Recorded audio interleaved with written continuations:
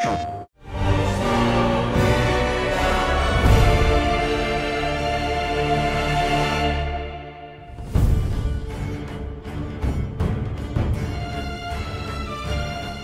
of War has always benefited from the beauty, the depth of the lore and the myth that it is based on. And now you guys, I don't want to say you reset everything, but you kind of have this whole new palette to paint with, right? Because you're in a new kind of mythos, a new lore of the world. Yeah, I mean, it's massive too. Like, the weird thing about Norse mythology is it has so many different translations, so many different interpretations, that it's this very tangled web when you start researching it and trying to understand. And then, as God of War has done in the previous games, we sort of find our inroad. Ways that we can kind of parallel path things that are going on and feel like we've injected ourselves into a little bit of that history. So there is a story about this stonemason who has a bad run-in with Thor and ends up getting a chisel knocked in his head. And that actually turns out to be a level that we're going to visit in the game. Tell me a little bit about the research. A lot of it is the initial research. You know, everybody on the writing team was reading the prose Eddas and really starting to research how the myths were translated, how they kind of spread out and are told, as well as then the art team. We had a large group of people go out to Iceland, which we had some really cool experiences with them out there. So they went there for an art research trip, and then we actually rented this church to actually record some of the soundtrack in. Oh, unbelievable, man. It's so good. And both times, all I got to do was see it on like a little monitor. The designers must have had such a fun time, like kind of breathing new life into a very familiar and very iconic world like God of War.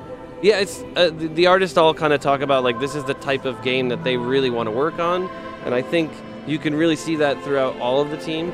Everybody really gets a tremendous amount of freedom to create in these worlds. It's not just like creating hey, I'm creating a building that you've seen before. This is all like the blend between the fantastic and the real, and finding that sort of level of grounding as a launch pad to go into something that's just crazy.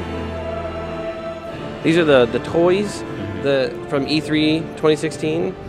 This black runestone is a key artifact in the game, kind of a main story point. That right there is the journal that Atreus carries around with him. So at that time, books were not really used. They did not have bound books. So this was an unusual thing in this world. And this is kind of the way that we link all of our UI together. So you're going into his journal. Through his journal. Yeah, and it's a really neat way because you're kind of getting this insight into Atreus a little bit because it's in his voice. These are the various knives that they have. So Kratos' knife and the mother's knife.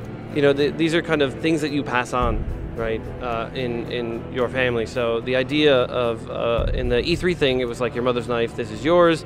That passing on of the knife is that sort of rite of passage for him, this idea that he is going to begin a new phase of his life. Every single part of this world has a story. Every single part of this world connects to sort of the core theme of family and fathers and sons and mothers and sons. Like everything all connects to it. Brock and Sindri have a complicated family relationship that you affect, that you change, right? And they're the guys who are just like upgrading your equipment. And you know, like I wanted to make sure that there wasn't anything about this game that didn't feel like it was just rich with the lore. Is the father-son relationship just completely central to this experience, would you say? That was the core building block, right? Like that's where all of this began. It began with that idea of like, all right, he is a character that everybody feels they knows very well, right? That oh, Kratos is the sort of one-note vengeance man, and we needed a reason, I think, for him to change or desire to change, right? And I had my son, and there was a shift in me that I want to actually be a better person in some ways, a bit more patient, right? And it's a constant struggle, a journey, just like the journey that he has, right? The early years of Atreus and Kratos' relationship, when his mother was alive, you know, she spent most of the time potentially with this figure here. This figure is the mother, and you know, and again, lazily as a writer, I'm pulling so much from my own life. Is that, you know, I spend a lot of time at work, so my son spends a lot of time with my wife, and you know, in some small way, this is a reflection. Although Kratos really is struggling with figuring out how to relate to his son, right? Because he carries a tremendous amount of baggage being responsible for, spoilers, the death of his previous family. So I think he feels, as any child would, that his dad doesn't like him. And Kratos just doesn't understand how to relate to him yet. He knows he needs to figure it out, but it's always that thing he's going to do someday in the future, right? Yeah. And then combine that with the fact that he doesn't know that he's a god, but he's experiencing all these bizarre things, right? Which he sort of has to internalize because no one's talking about any of those things. So it's definitely a very heavy weight for him to bear. This is kind of one of the starting emotional and narrative starting points to the story, right? This is Kratos' house. So this is basically standing right out front of Kratos' modest home, and the whole game is filled with all these little details of like right here, this is kind of a Norse blessing to kind of protect those who live in the house. So runes and sort of the written language and the spoken language are kind of the power of this world. So they use it to, like the tattoos that Atreus has all over are kind of like steady mind. He has that tattooed on the back. And then, you know, strength and precision for his sort of bow draw arm. So it's kind of a neat way to fold in this sort of language into the world.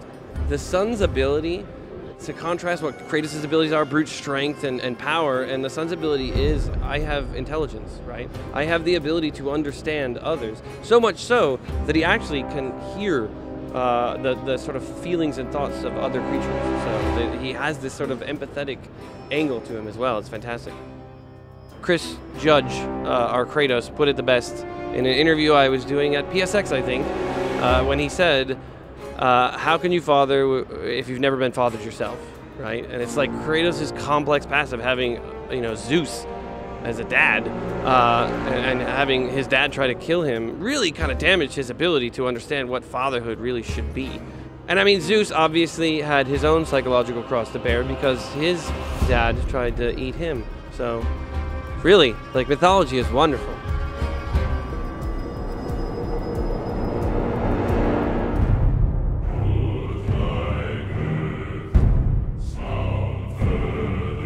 Pre-order and get 3 shield skins for in-game. PlayStation